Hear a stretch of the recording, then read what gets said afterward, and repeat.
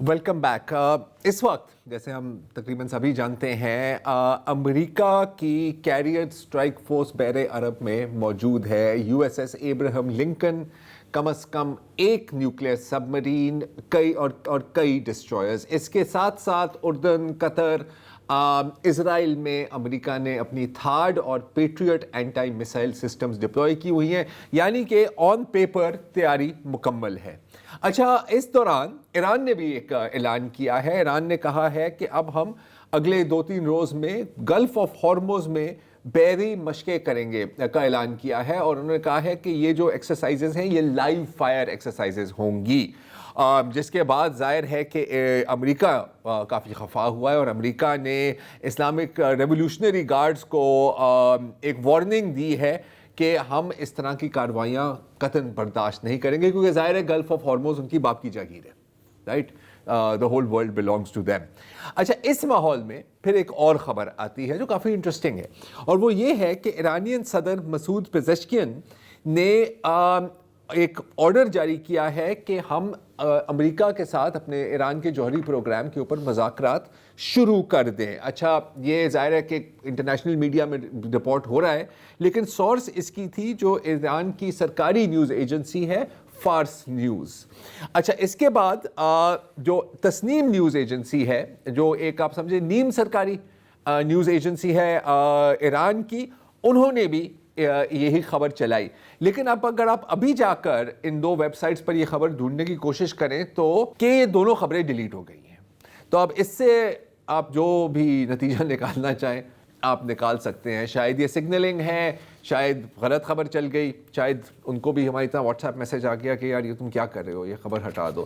We don't know. تو ابھی بھی ایز دے سے اینی تھنگ کین ہیپن جہاں تک ایران اور امریکہ کی بات ہے. اچھا، اس دوران غزہ اور غزہ کے بارے میں کیا کہا جا رہا ہے.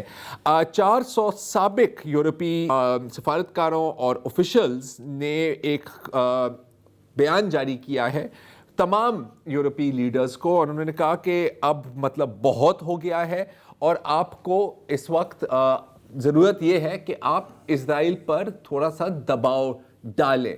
انہوں نے یہ بھی کہا ہے کہ آپ جو ڈونلڈ ٹرمپ کی جو بورڈ آف پیس ہے اس میں آپ شرکت بالکل نہ کریں، کیونکہ یہ اقوام متحدہ کو شاید تباہ کرنے کا ایک منصوبہ ہے. اچھا، اب ہم اچھی طرح سے جانتے ہیں بورڈ آف پیس میں یورپی ممالک شاید نہ شامل ہوں، لیکن جہاں تک اسرائیل کا سوال ہے تو ہمیں پتہ ہے کہ اس بیان سے کوئی فرق نہیں پڑے گا، کیونکہ ظاہر ہے یہ وہ ممالک ہیں، اور صرف یورپ نہیں، آسٹریلیا اور امریکہ اور کینیڈا بھی، جن کو اچھی طرح سے پتا تھا کہ غزہ میں کیا ہو رہا ہے، غزہ میں کس قسم کی نسل کشی ہو رہی ہے، لیکن انہوں نے ڈپلومیٹک، ملٹری اور پولیٹیکل کور دیا اسرائیل کو، اور آج تک دے رہے ہیں. اس میں ظاہر ہے کہ ویسٹرن میڈیا نے بھی شریک تھے، اور یہ آپ کو اچھی طرح سے یاد ہوگا کہ جبھی بھی غزہ سے کوئی کیجولٹی فگر آتی تھی تو ہمیشہ کہا جاتا تھا حماس رن ہیلتھ منسٹری. اچھا، اب یہ جان بوجھ کے کیا جاتا تھا. کبھی اگر اسرائیل سے کوئی خبر آتی ہے تو اب یہ نہیں کہتے لیکوڈ رن ڈیفنس منسٹری، رائٹ؟ تو اور اس وقت یہ ان کے جو اعداد و شمار پیش کیے جاتے تھے حماس میں ہیلتھ منسٹری کی جانب سے، ان کو شک کی نگاہ سے دیکھا جاتا تھا کہ یار یہ 10,000 کہہ رہے ہیں لیکن اتنا نہیں ہے.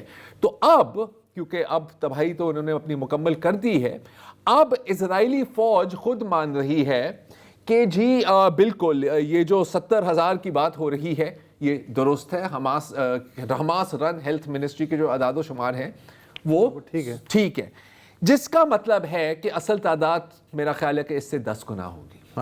اور انفیکٹ آپ کو یاد ہوگا کہ پچھلے سال ایک تحقیق کے مطابق، اس وقت یہ سپٹمبر 2025 کی میں بات کر رہا ہوں، اس وقت کچھ ایکسپرٹس نے اندازہ لگایا تھا کہ تقریباً 6,80,000 فلسطینیوں کو قتل کیا گیا ہے، اور قتل ابھی بھی جاری ہے. اگر ہم صرف 2-3 دن پہلے کی بات کریں تو 50 سے زائد فلسطینیوں کو بمباری میں قتل کیا گیا. یہ آپ دیکھ رہے ہیں کہ بچے فٹ بال کھیل رہے تھے، اور بیک گراؤنڈ میں ابھی ایک دھماکہ ہوتا ہے، یہ دھماکے کی آواز آتی ہے، یہ دھماکہ ہے، اور یہ یہاں سے بھاگتے ہیں. خیموں پر بمباری کی جا رہی ہے. ہر خیمے کا مطلب ہے کہ ایک ایسی خاندان اس میں رہتا ہے جس کے گھر کو تباہ کر دیا گیا ہے، نہیں تو کون خیموں میں رہے.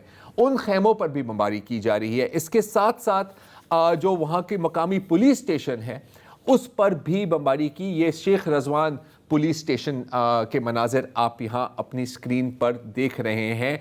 और हस्ब मामूल जैसे हम हर दफ़ा देखते हैं, कुछ वो लोग हैं जो बमबारी में कत्ल किए जाते हैं और फिर वो लोग भी मरते हैं जो मलबे के नीचे फंस जाते हैं। और आपको पता है कि इजराइल वहाँ पर इजाज़त नहीं देता कि आप कोई हैवी मशीनरी गज़ा में जाए ताकि मलबे से नीचे लोगों को हटाया जाए।